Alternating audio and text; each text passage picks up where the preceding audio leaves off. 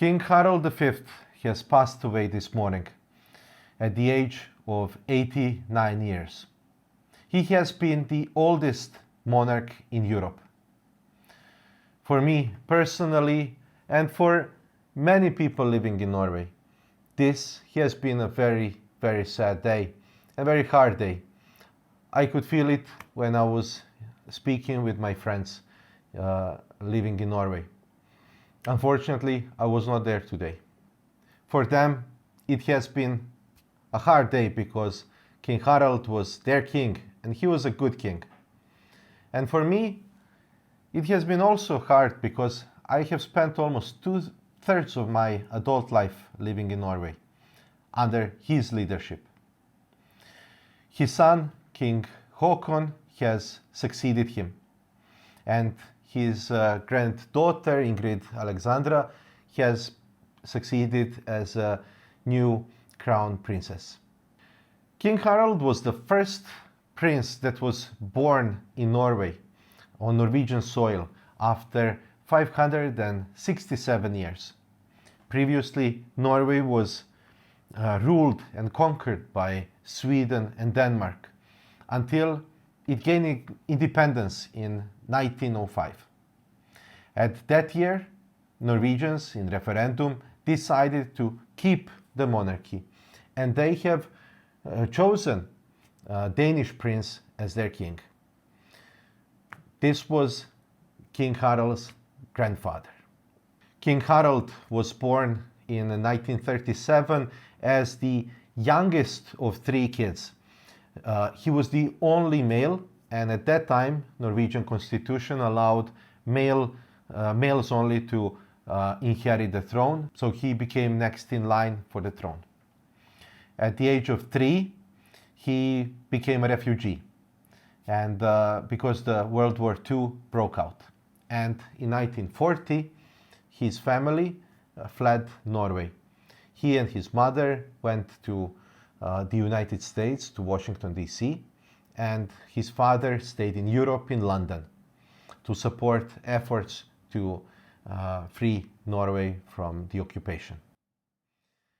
After the war, they came back and were cheered on the streets. He then enlisted into normal public schools like all Norwegians do, and he finished those schools. He completed his university degree at the Oxford University, where he studied social sciences along with history and economics. But he was also a sailor, like many Vikings in the past. And he participated in several Olympic Games representing Norway. He was in the Olympic Games of 1934. He was in the Olympic Games of 1967 and 1972, where Norwegian people could see their king as a sailor next to the other sailors and citizens working together for the victory.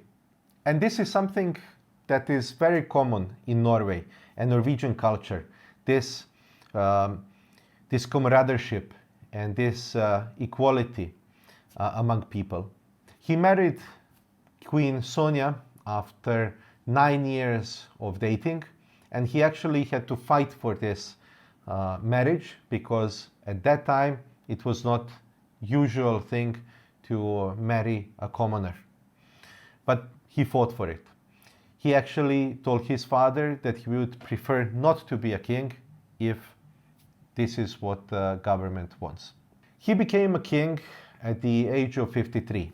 His consecration ceremony was held in Trondheim in the north, in the Nidaros Cathedral. And this is the very special place because this is the place where Norwegian kings in the Middle Ages were also crowned. And this is also the place where Leif Erikson went from and sailed all the way to what we call today America.